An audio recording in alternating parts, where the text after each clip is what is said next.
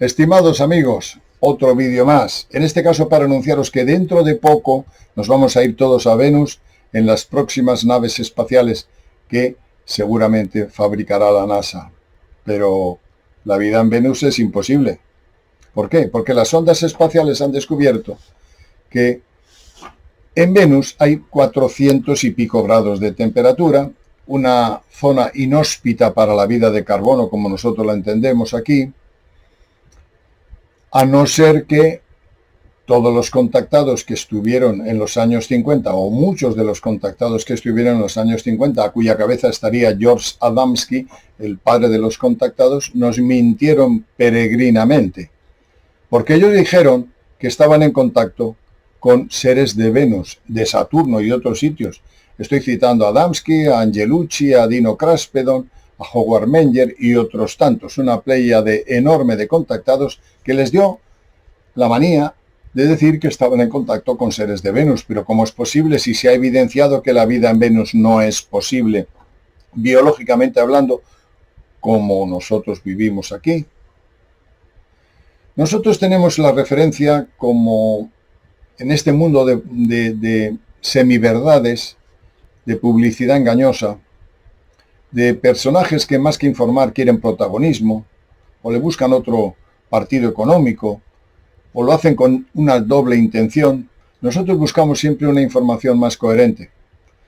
Y una de las referencias que tenemos como bastante interesante, no digo que sea al 100% cierta, es la canalización que hizo Carla Rueckert, dirigida a su vez por Don Elkins, un catedrático de filosofía, en conexión con Ra.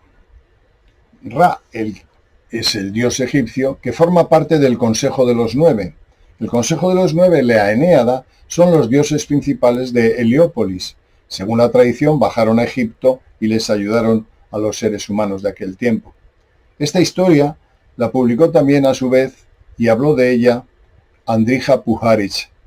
Puharich habló de que estaba en contacto con, por ejemplo, Uri Geller, el que doblaba cucharas, ¿os acordáis? Estaba en contacto con entidades que estaban dirigidos o inspirados por el Consejo de los Nueve. Uno de esos era Ra. Y Ra canalizó a través de Carla Rueckert una serie de informaciones que dio como consecuencia 5 libros extensos que lo podéis encontrar en la red, que se llama La Ley del Uno. Esa Ley del Uno que en su día estos extraterrestres o estos seres, que son los 9 principios del universo, 9 seres, inspiraron o entregaron a Akenatón, el faraón hereje. ¿Qué os parece? Bueno, pues en esa canalización, Carla Rueckert, que digamos para nosotros no nos gusta mucho, como he dicho otras veces, el tema de la canalización porque hay mucho mentalismo, pero los filtros que pusieron y digamos el protocolo que se estableció para la mediunidad de Carla Rueckert es o se considera como el mejor que se ha hecho en todos los tiempos. En cualquier caso, hay que coger la información y siempre pasarla por el rasero del raciocinio. Ra le habla a Carla Rueckert y le dice que la vida en Venus no es posible en tercera dimensión, como nosotros estamos, sino en quinta y sexta dimensión. De hecho, este Ra y estas entidades que vienen en el tiempo de los egipcios y que vinieron antes, vinieron en otros momentos a crear la vida en la Tierra y a ayudar al ser humano, vinieron como procedencia de Venus, pero escalaron la cuarta, la quinta y la sexta dimensión y ahora deben estar por ahí arriba, en la séptima, no sé, en un lugar muy elevado. Ellos dicen que vinieron en su origen o que procedían de Venus, pero como también se ratifica en el contacto de Carla Rueckert, la vida en Venus no es posible conforme vivimos aquí, en tercera dimensión, pero sí es posible en quinta y en sexta dimensión. Qué cosa más curiosa, ¿no?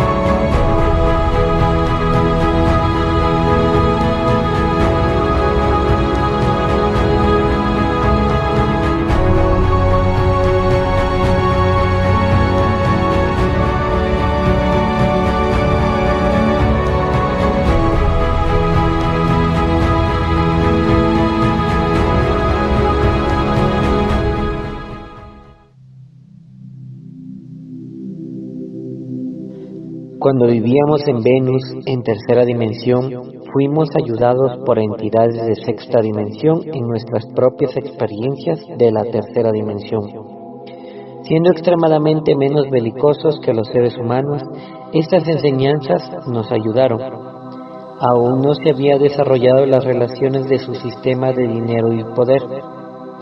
Éramos un planeta de tercera dimensión, más filosófico que el suyo, y nuestras opciones de polaridad estaban mucho más centradas en la comprensión acerca de las transferencias de energía sexual y las relaciones adecuadas entre el uno y el otro.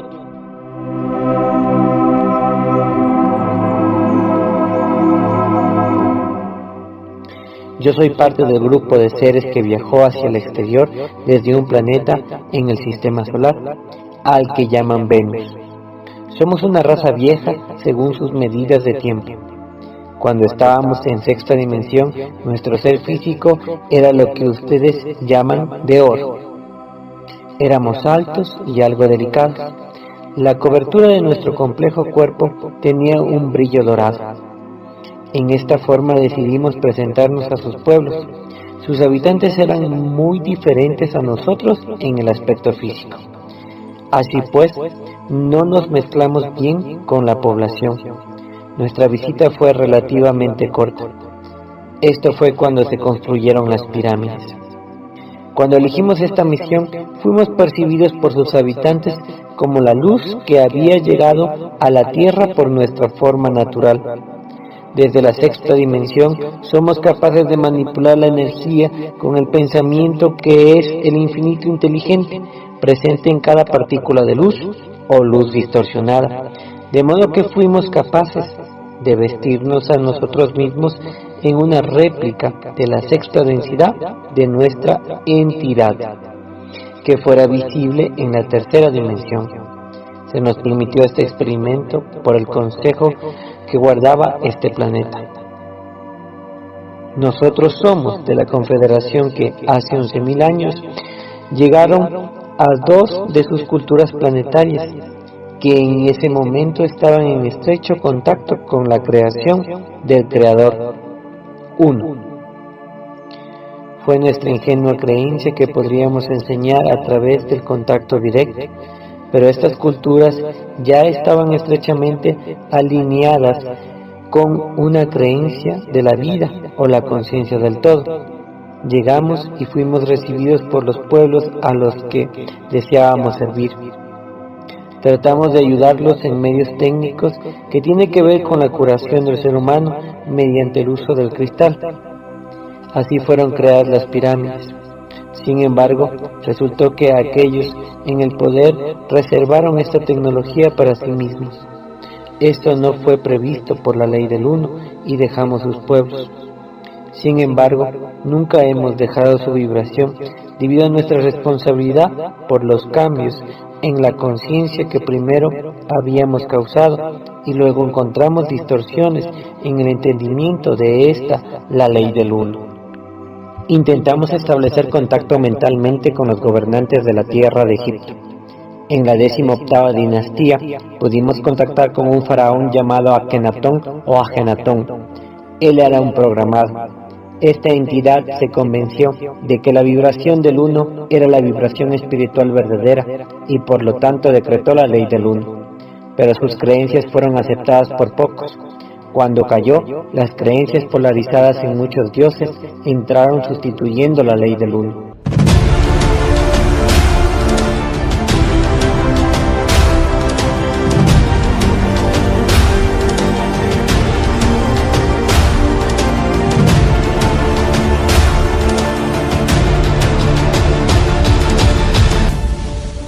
El primer intento de ayudar a sus pueblos ocurrió alrededor de 35.000 años atrás. Se ayudó a los marcianos a venir a la Tierra. La siguiente ayuda fue dada a los de Mu, alrededor de 58.000 años atrás. A continuación, se ofreció ayuda a la Atlántida hace unos 13.000 años. El siguiente intento fue ayudar a los egipcios y a algunos en América del Sur hace unos 11.000 años. Cerca de 3.500 años más tarde, 7.500 años atrás, se ofreció de nuevo ayuda a algunas en América del Sur. Hubo varios intentos para ayudar a aquellos en Egipto hace 2.300 años por otros miembros de la Confederación. Entonces, ¿podrían haber vivido personas en Venus? La condición de tercera dimensión no son hospitalarias con las formas de vida de sus pueblos, pero las dimensiones quinta y sexta de esta esfera planetaria son muy favorables para el crecimiento y aprendizaje. Los seres que habitan Venus en este momento son entidades de la quinta dimensión.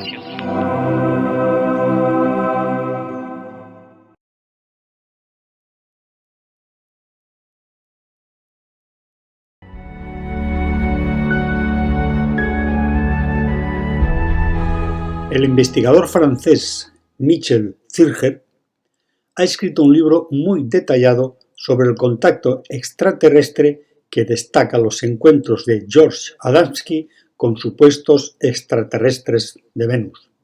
En We Are Here, nosotros estamos aquí, visitantes sin pasaporte, del año 2017, Zirger ofrece una sólida descripción general de una colección de fotografías y testimonios que respaldan el famoso encuentro de Adamski el 20 de noviembre de 1952, cerca de Desert Center, California. Zirger señala que el encuentro de Adamski fue el primer caso de contacto documentado con un ocupante de un platillo volante que se cree que procede de Venus. El día del encuentro con Adamski, 6 testigos más vieron 2 naves OVNI. La primera era una gran nave con forma de cigarro que volaba por encima, y la segunda era una nave exploradora más pequeña con forma de platillo que aterrizó. De la nave exploradora emergió un ocupante para reunirse con Adamski, quien afirmó ser del planeta Venus y se llamaba Orton. En su libro, Zirger incluye copias mejoradas digitalmente de las fotografías originales tomadas en el encuentro de Adamski, que muestran tanto a la nave exploradora flotando antes del aterrizaje como a su ocupante que emergió después del aterrizaje. Las fotografías fueron mejoradas por el artista danés René Erik Olsen, quien puso a disposición las fotografías de Desert Landing en su sitio web. La siguiente foto es una mejora de la persona, Orton, caminando desde la dirección de la nave exploradora hacia Adamski. Los 6 testigos del aterrizaje y del encuentro de Adamski con su ocupante firmaron una declaración jurada que respalda la versión de Adamski de los hechos que se publicó posteriormente en su libro coescrito de 1953, Los platillos volantes han aterrizado. Zirger cita a uno de los testigos, George Hunt Williamson, a quien se le grabó decir durante una conferencia lo siguiente. Quisiera reafirmar aquí que la experiencia, como ha relatado el señor Adamski en Los platillos volantes han aterrizado, donde mi esposa y yo, junto con amigos nuestros, fuimos testigos del suceso. Ocurrió exactamente como el señor Adamski menciona en su libro. Presenciamos la gran nave y después, a través de binoculares, fuimos testigos de los otros acontecimientos aproximadamente a unos 1.600 metros de distancia en el desierto. Vimos al señor Adamski hablando con alguien a distancia y una embarcación con destellos de luz. Luego supimos que esta nave más pequeña había salido de la más grande. Observamos una gran apertura en la nave más grande. Por ella salió la nave exploradora más pequeña. También vimos el pequeño barco flotando en la silla. A pesar de las pruebas convincentes, el encuentro de Adamski en 1952 fue ampliamente desacreditado.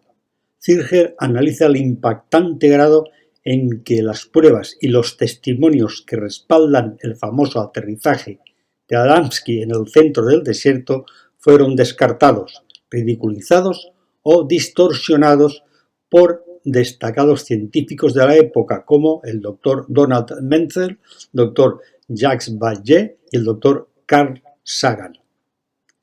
Desde entonces, la mayoría de los investigadores de ovnis han descartado a Adamski como un farsante, a pesar de la evidencia convincente que sugiere lo contrario. De hecho, nunca se ha demostrado que las fotografías de Adamski de platillos voladores y barcos con forma de cigarro que datan del año 1950 sean falsificaciones. Adamski creía que el ser que emergió de la nave exploradora en el año 1952 era de Venus.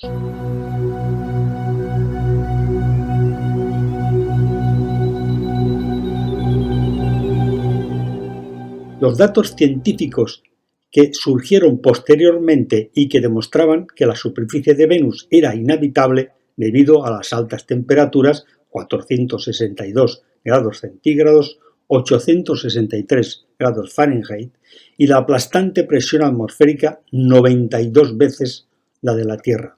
Zirger analiza una serie de posibilidades sobre cómo los extraterrestres pueden habitar Venus y sugiere que la NASA puede estar mintiendo sobre las terribles condiciones en la superficie de Venus.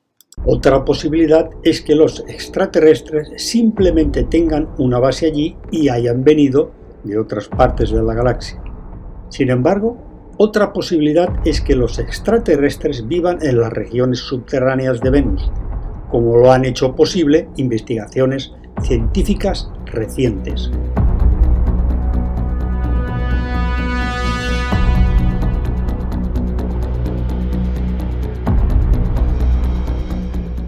Sean McMahon, quien dirigió un equipo científico de la Universidad de Aberdeen, que afirmó que la vida podría evolucionar dentro del interior de un planeta, muy lejos de una superficie inhóspita.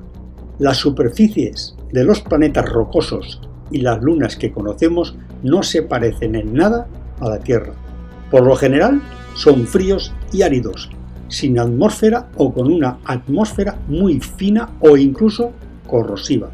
Ir debajo de la superficie lo protege de una gran cantidad de condiciones desagradables en la superficie.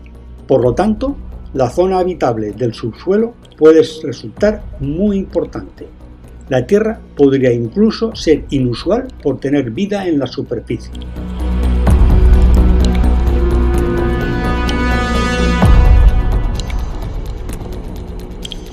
Zirger parece favorecer la explicación de la nueva era, de que hoy existe bajo la superficie de Venus una civilización altamente evolucionada, que ascendió a otro plano dimensional y sugiere que hoy en día en la superficie de Venus puede haber solo raros vestigios de la antigua civilización que alguna vez prosperó en la superficie. Zirger cita una serie de textos y fuentes esotéricos que apoyan la idea de que existe una civilización avanzada en Venus, pero que está oculta a los telescopios modernos y las sondas planetarias enviadas por diferentes agencias espaciales nacionales. Por ejemplo, se refiere al libro de 1899, Un habitante de dos planetas. Ningún telescopio revelará jamás vida en Venus. No es que no esté allí, sino que sus formas son de una sustancia única efectuada por un rango de fuerza que las hace imperceptibles para los ojos terrestres. Ha habido varios contactados que afirman haber conocido venusinos del interior del planeta, muy lejos de telescopios y sondas espaciales. Estos incluyen a Frank Strangers, autor del libro Un extraño en el Pentágono. Más recientemente, Goode afirma que fue llevado a Venus, donde vio algunas de las estructuras antiguas que él llama tecnologías de carrera constructora en la superficie del planeta. Nosotros nos dirigimos hacia Venus a una velocidad súper alta, atravesando las espesas nubes. Apenas pude percibir el color amarillento. Las atravesamos muy rápido y luego nos detuvimos a unos 305 metros sobre el suelo, y mientras miraba a mi alrededor vi este terreno que parecía haber sido erosionado por el viento y la lluvia, algo así como lo que se veía en la Tierra. Parecían montañas que se habían erosionado y casi parecían personas talladas por una mano inteligente. Comencé a notar cómo de repente el techo y el piso se volvieron transparentes. Miré hacia abajo y pude ver el gran edificio gigante en forma de H ubicado dentro de este cráter. Era una estructura de piedra gigante en forma de H en un cráter en la superficie de Venus.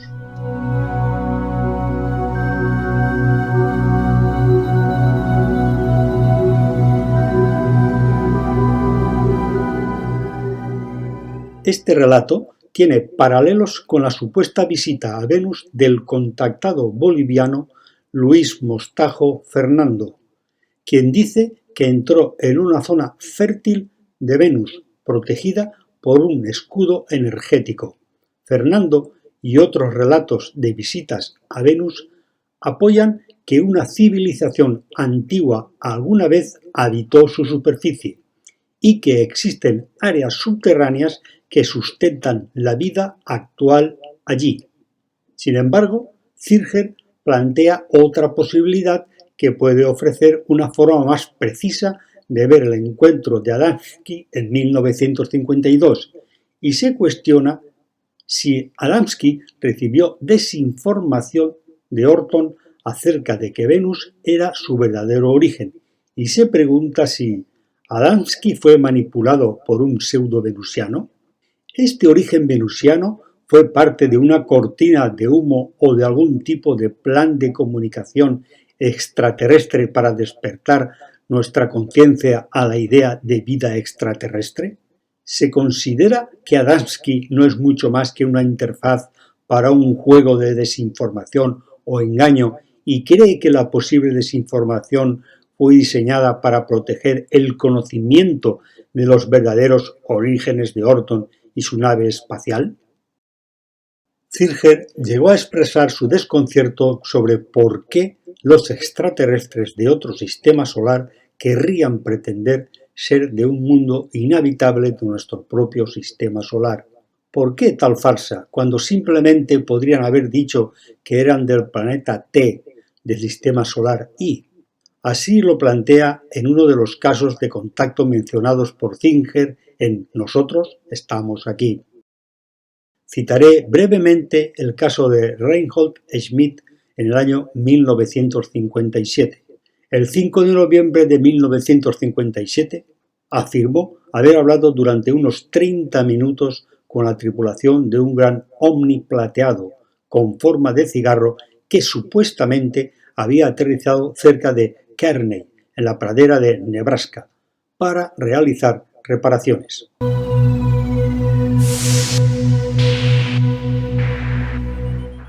En una entrevista grabada de 1 hora y media disponible, Smith afirmó que la tripulación estaba compuesta por 4 hombres y 2 mujeres. Todos ellos le hablaban en lengua americana, con acento alemán, pero a veces le parecía que podía oírlos hablar entre ellos con un muy buen alemán. El caso Smith plantea la cuestión: ¿Orton era parte de un programa espacial secreto alemán y solo pretendía ser venusino? ¿El astronauta alemán pretendía ser de Venus? Durante el encuentro con Adamski en el año 1952,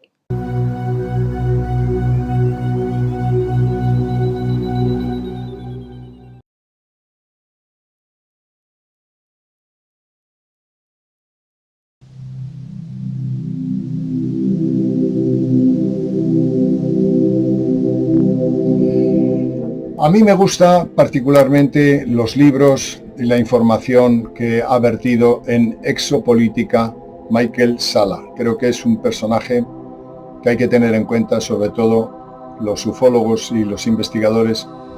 Tenemos que considerar que su información, excelente información, tiene visos de ser real. Michael Salla se hace cargo a su vez de otro autor, Michael Ziegler, que escribió un libro sobre el contacto de la posibilidad de vida en Venus o de extraterrestres en Venus, que fueron los que estuvieron en contacto, como antes he dicho, con los contactados, con Adamski y toda esa pléyade de contactados. Incluso está de moda ahora también Corey Goode. Corey Goode es el personaje que, según él, habría formado parte del programa espacial secreto de las Fuerzas Aéreas Americanas. Y en ese, que tienen una tecnología extraordinaria, que han formado alianzas con extraterrestres, etcétera, etcétera. Bueno, pues Corey Goode dice que en una de sus incursiones con sus naves fue a Venus y vio un edificio en forma de H y vio que ahí había habido construcciones antiguas. ¿Es posible la vida en Venus? Según Carla Rueckert y en la canalización de Ra, no es posible. Sin embargo, algo ha habido ahí, o puede ser que también se esté trabajando en la hipótesis de que los extraterrestres que conectaron con antiguos contactados de Venus están viviendo bajo tierra. Quizá bajo tierra no haya 400 y pico grados, hayan hecho cúpulas, estén, digamos, de una manera solapada, tengan bases allí de aprovisionamiento o están allí viviendo en unas condiciones parecidas a las nuestras, bajo tierra, como he dicho, preservándose de las condiciones climáticas del planeta. Es interesante lo que dice Michael Ziegler y lo que dice Michael Salla.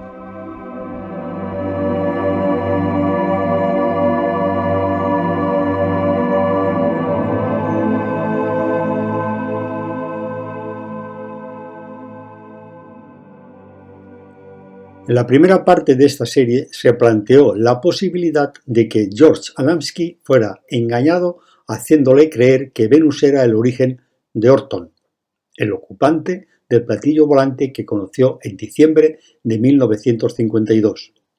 Hay una serie de aspectos sobre el caso del contacto de Adamski en 1952 que llevan a la conclusión de que Orton era parte de un programa espacial secreto alemán o estaba vinculado a una alianza extraterrestre que había ayudado activamente a la Alemania nazi antes y durante la Segunda Guerra Mundial.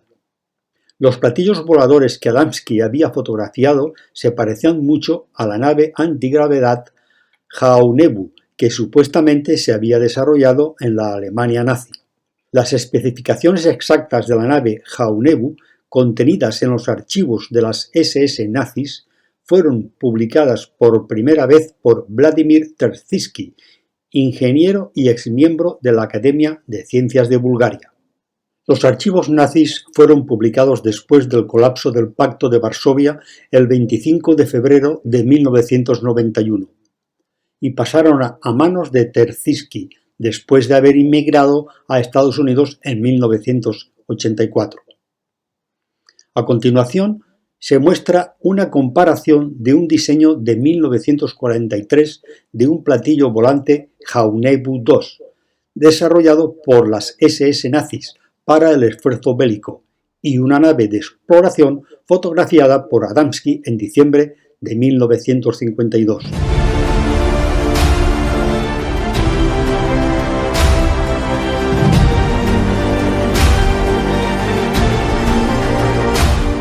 Tengamos en cuenta que el principal punto de diferencia es que las naves nazis tenían algún tipo de dispositivo de artillería, que significaba un intento de convertir en armas platillos voladores para el esfuerzo bélico.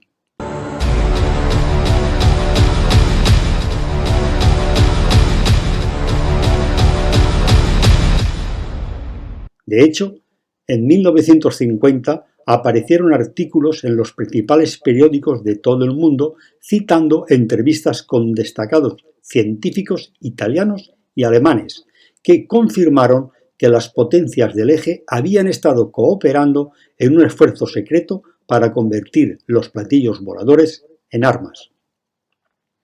La configuración de la nave Jaunebu de 1943 es tan similar a las que Adamski fotografió en 1952 que sugiere que, si no es el mismo tipo de vehículo, quienquiera que haya desarrollado este último tenía un nivel de desarrollo tecnológico similar al que los alemanes a mediados de los años 1940.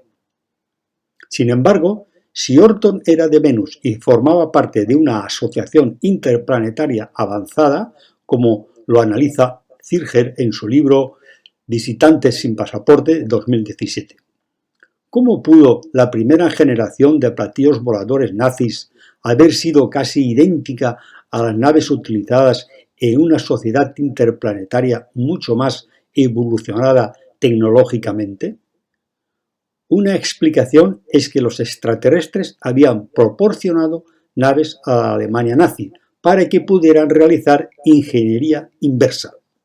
Esto está respaldado por la información proporcionada por el exingeniero aeroespacial William Tompkins, quien dice que los espías de la Marina de los Estados Unidos habían informado durante sus interrogatorios en la estación aeronaval de San Diego de 1942 al 1946 que los alemanes habían recibido más de una docena de modelos de aparatos operativos, naves espaciales antigravedad.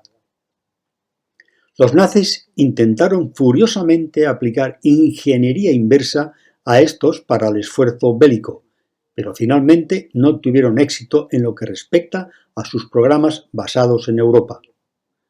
La información de Tompkins nos ayuda a comprender que el diagrama Jaenebu II de 1943 fue un intento de los nazis de convertir en arma un platillo volador antigravedad, que había sido entregado al Tercer Reich de Hitler por aliados extraterrestres como resultado de un acuerdo secreto. Por lo tanto, es posible que Orton solo haya fingido ser de Venus, para así ocultar la existencia de un programa espacial alemán que había sobrevivido a la Segunda Guerra Mundial. Orton solo se comunicó con Adamski de forma no verbal, mediante el lenguaje de señas, durante el encuentro en el Desert Center de 1952. Adamski explicó que en una conferencia de Orton hablaba principalmente en un dialecto extraño, totalmente ininteligible para Adamski.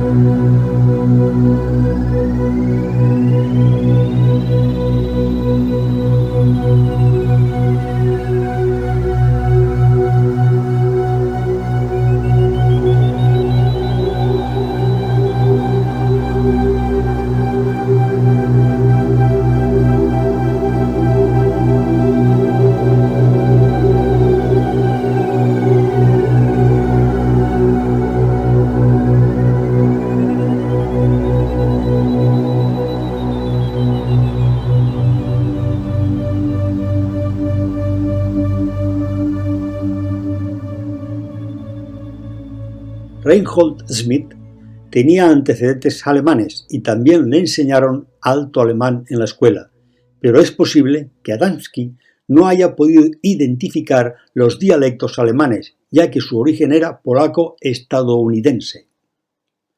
Alternativamente, Adamski pudo haber sabido que Orton hablaba alemán, pero no se le permitió revelarlo públicamente por razones de seguridad nacional.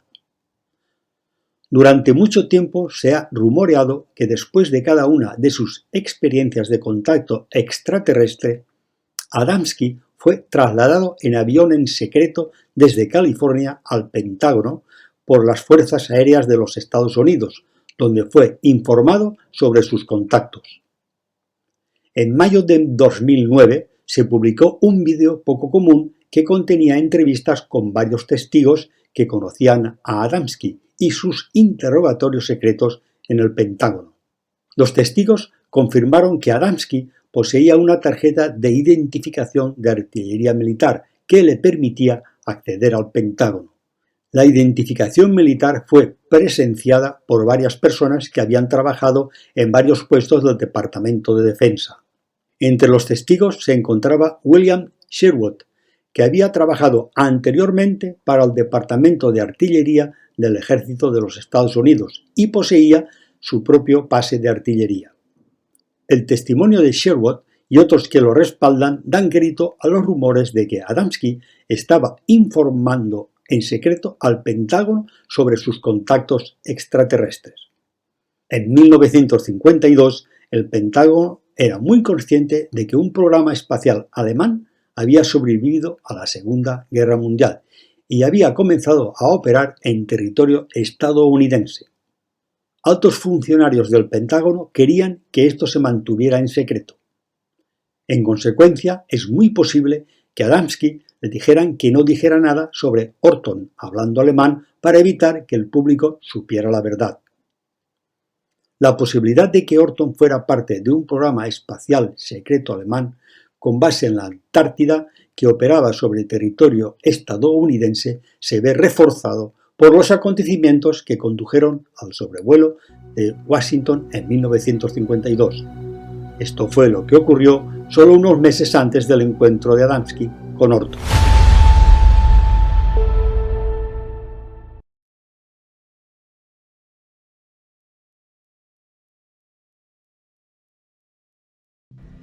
El supuesto contacto con seres de Venus por parte de los contactados antiguos no es más que la cortina de humo de un contacto mucho más comprometido y más problemático. ¿Por qué decimos esto? Porque probablemente estos seres seguramente obligados o censurados por los servicios secretos de Estados Unidos hablaron de venusianos por no hablar de otra cosa, por no hablar probablemente de nazis. De nazis. Hemos publicado 2 vídeos anteriormente sobre los platillos volantes de los nazis. Al parecer hay indicios bastante claros porque la Unión Soviética, cuando se deshizo con la perestroika, publicó una serie de documentos secretos que tenía, las sacó a la luz, los liberó del secreto y hablaban de que había habido un contacto de las fuerzas nazis con extraterrestres de Aldebarán. Hablamos en aquellos vídeos de María Orsic, que era una vidente con el pelo larguísimo, que tenía un grupo de videntes de la Sociedad Brill, que habían conectado con entidades y les habían dictado las formas de hacer un platillo volante. Y Schumann, el de la resonancia Schumann, el científico alemán de aquel tiempo, hizo esos platillos volantes.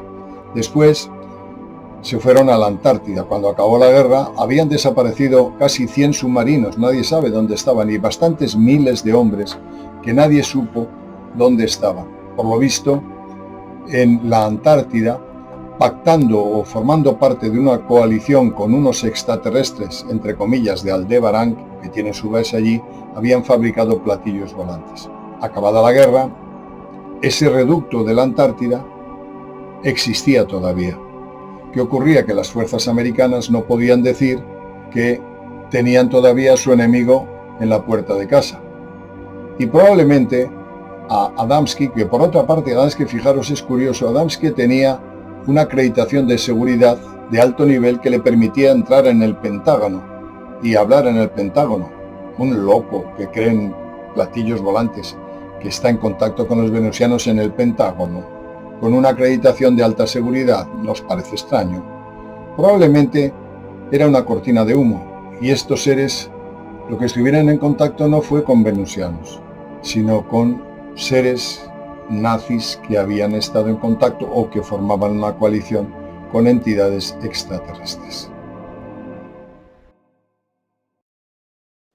El Pentágono ocultó el vínculo del programa espacial secreto alemán con casos de contacto con extraterrestres. Posiblemente el Pentágono ordenó a George Adamski que retuviera elementos importantes de su supuesto contacto extraterrestre de 1952, que sugería la existencia de un programa espacial secreto alemán en la Antártida. En el verano del hemisferio sur de 1946-1947, el almirante Richard Byrd dirigió un gran grupo de trabajo naval a la Antártida durante la operación Headhunt, con órdenes secretas de expulsar a cualquier nazi que hubiera establecido bases secretas en el continente helado. El enorme convoy militar incluía 13 buques, 33 aeronaves y 4.700 soldados. Se habló de naves que emergían del agua y los atacaban. 7 años antes, a mediados de 1939, el presidente Franklin Roosevelt había ordenado a Byrd que dirigiera una expedición naval a la Antártida para determinar si las bases nazis en la Antártida violaban la doctrina Monroe.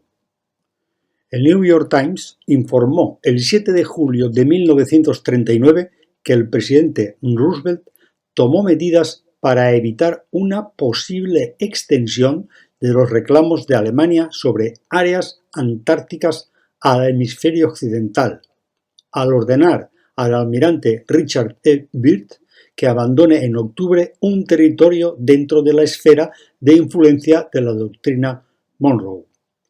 La expedición de Byrd de 1939-1940 no logró encontrar las bases antárticas alemanas, que estaban bien escondidas bajo las capas de hielo. Años más tarde, durante los juicios por crímenes de guerra de Nuremberg, el almirante Dönitz repitió sus afirmaciones anteriores en tiempos de guerra de haber utilizado la flota de submarinos de Alemania para construir una fortaleza invulnerable, un oasis paradisíaco en medio del hielo eterno. Después del final prematuro de la operación Headhunt, en febrero de 1947, Byrd concedió una entrevista el 5 de marzo en Chile, mientras viajaba de regreso a los Estados Unidos, donde habló de un enemigo que podría volar desde la región del Polo Sur para atacar a los Estados Unidos.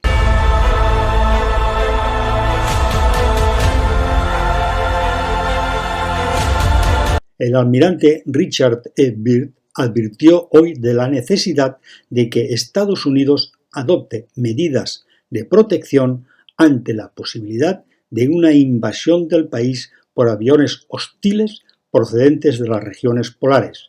El almirante dijo: No quiero asustar a nadie, pero la amarga realidad es que en el caso de una nueva guerra, Estados Unidos será atacado por aviones que sobrevuelen uno o ambos polos. El contexto general de la entrevista de Byrd sugirió que los alemanes habían convertido con éxito en armas sus platillos voladores y otros vehículos aéreos avanzados, hasta el punto de que nada de lo que poseía la Marina de los Estados Unidos podían igualarlos en rendimiento, armas y alcance. De hecho, solo unos meses después de la entrevista de Byrd, el incidente Omni de Kenneth Arnold ocurrió en junio de 1947, donde fue testigo de flotas de naves voladoras con forma de alas sobre las montañas Cascade de Oregón y el estado de Washington. Las naves con alas volantes eran muy similares a las que los hermanos Orton habían estado desarrollando para Alemania nazi, una de las cuales había sido reubicada en Estados Unidos después de la Segunda Guerra Mundial. Por lo tanto, la advertencia del almirante Byrd resultó profética en la medida en que los alemanes con base en la Antártida tenían la capacidad de sobrevolar el territorio estadounidense con impunidad. Por lo tanto, con el posterior aumento de avistamientos de ovnis después del incidente de Arnold, se puede concluir que algunos, si no muchos de ellos, podrían estar relacionados con el programa espacial alemán desde la Antártida. En 2 fines de semana consecutivos, de julio de 1952, oleadas de ovnis sobrevolaron Washington D.C. Durante décadas, la verdad sobre los orígenes de las naves se mantuvo en secreto. pero finalmente se reveló que los ovnis eran en realidad platillos voladores alemanes. 3 expertos denunciantes se familiarizaron con los orígenes alemanes del oficio. William Tompkins, ex ingeniero aeroespacial, Clark McClelland, ex operador de naves espaciales de la NASA, y Corey Goode, ex participante en el programa espacial 20 and Back de la Marina de los Estados Unidos, dijeron todos lo mismo. Esto plantea una gran posibilidad de que exista una conexión directa entre el encuentro de Adamski en 1952 y el programa espacial alemán que había iniciado sobrevuelos sobre el territorio estadounidense, como se sugirió en el incidente de Arnold de junio de 1947 y la advertencia de Byrd de marzo de 1947.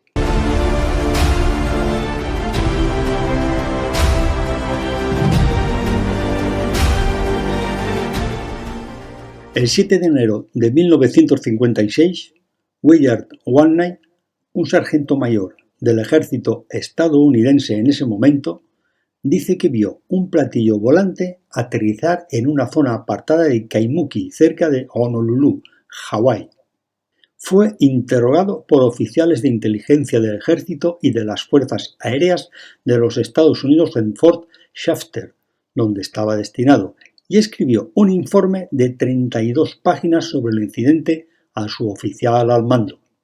Después de retirarse del ejército, escribió un libro sobre el incidente en 1967, donde describió cómo todavía tenía órdenes de seguridad nacional de no divulgar detalles claves sobre el incidente. Willard Whaley afirmó: Puedo afirmar, sin poner en peligro la seguridad de mi familia y amigos, ni violar ninguna restricción de seguridad, que fuimos testigos del aterrizaje cerca de nuestra casa de un objeto volador no convencional claramente definido que permaneció bajo nuestra vigilancia los 45 minutos anteriores a su salida. Además de mí, había otros 6 individuos responsables y muy respetados presentes que observaron los detalles de este avistamiento alternativamente, con y sin ayuda de binoculares de alta potencia. Décadas más tarde, un reportero del Maui UFO Report pudo entrevistar a Whaley antes de su fallecimiento en el año 2000 y él publicó: Pudo conocer por primera vez algunos de los detalles claves del incidente del aterrizaje ovni. Esta vez la nave, con forma de campana, plateada, abovedada y con orificios de portilla, aterrizó en las colinas densamente boscosas detrás de Honolulu. Cuando el sargento Whaley se acercó, se abrió una escotilla, notó la esvástica y la cruz de hierro nazi tanto en el ovni como en el uniforme del ocupante. El piloto del platillo hablaba con acento alemán y tenía un uniforme nazi. El sargento Whaley nos dijo que los nazis fugitivos que tenían platillos voladores habían huido a Sudamérica y a bases subterráneas secretas debajo del hielo en la Antártida, poco antes de la rendición de la guerra nazi. La descripción de Whaley de la nave coincide estrechamente con lo que Adamski había fotografiado y presenciado en 1952 y la nave Jaun-2 que había sido desarrollada en secreto por la Alemania nazi. Ahora es comprensible por qué el informe de 32 páginas de Whaley sobre el incidente de 1956 nunca se hizo público bajo el proyecto Libro Azul, ya que mostraba que un programa espacial secreto alemán estaba sobrevolando y aterrizando activamente en todos los territorios estadounidenses, incluidas las islas hawaianas. El hecho de que el piloto hablara con acento alemán, vistiera un uniforme nazi y pudiera aterrizar cerca de una base militar estadounidense, Fort Shafter, demuestra que los ocupantes no tenían miedo de que les dispararan.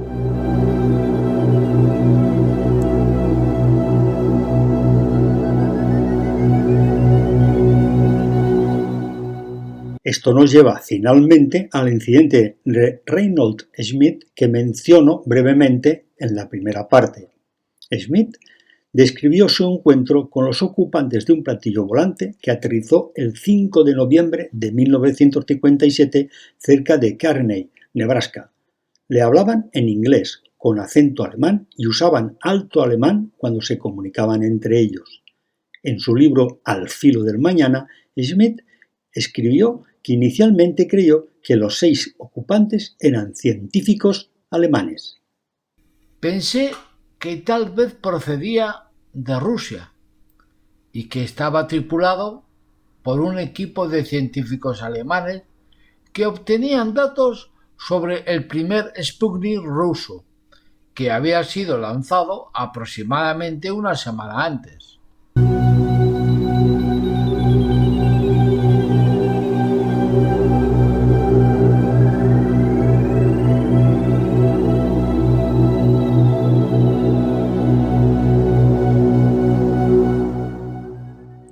Después de ser contactado más tarde por uno de los ocupantes, Schmidt tuvo más encuentros y cambió de opinión sobre los orígenes de la nave.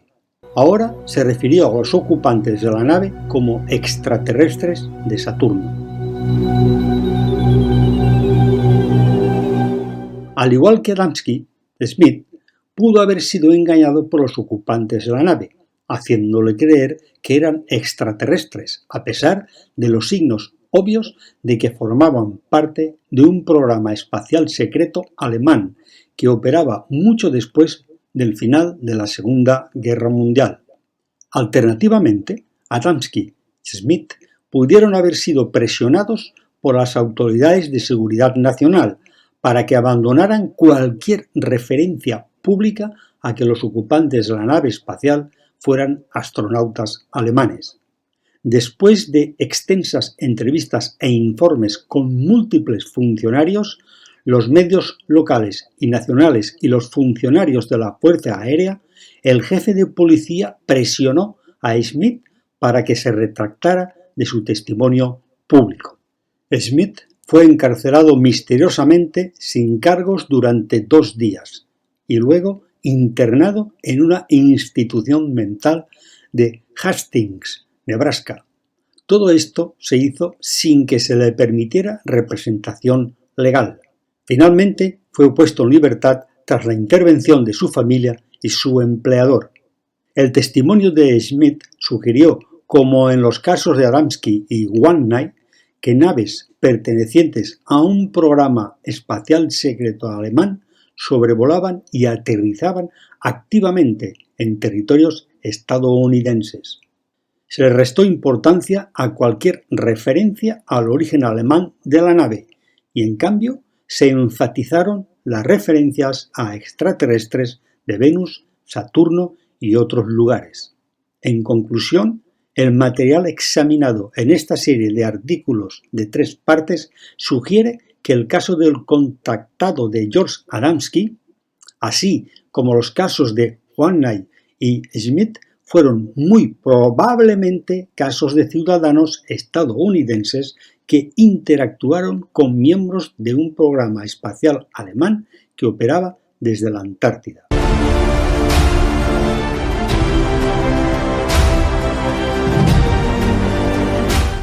Esto no quiere decir que todos los supuestos casos de contacto extraterrestre realmente impliquen una interacción pública con miembros de un programa espacial secreto alemán que opera desde la Antártida. Después de todo, los alemanes habían recibido ayuda de extraterrestres que les habían proporcionado naves espaciales operativas para realizar ingeniería inversa durante la Segunda Guerra Mundial y habían ayudado a los alemanes a establecer sus bases en la Antártida. A pesar de la participación extraterrestre en el programa espacial alemán, es necesario revisar los casos de contactados de los años 1950 y 1960 para determinar los verdaderos orígenes de los supuestos hermanos del espacio y los esfuerzos del Pentágono para suprimir la verdad. El Establishment de Seguridad Nacional de Estados Unidos alentó la desacreditación de contactados como Adamski, Smith y muchos otros, no porque temieran que el público se enterara de las visitas extraterrestres, sino porque temían que el público conociera la verdad sobre la colonia separatista alemana en la Antártida.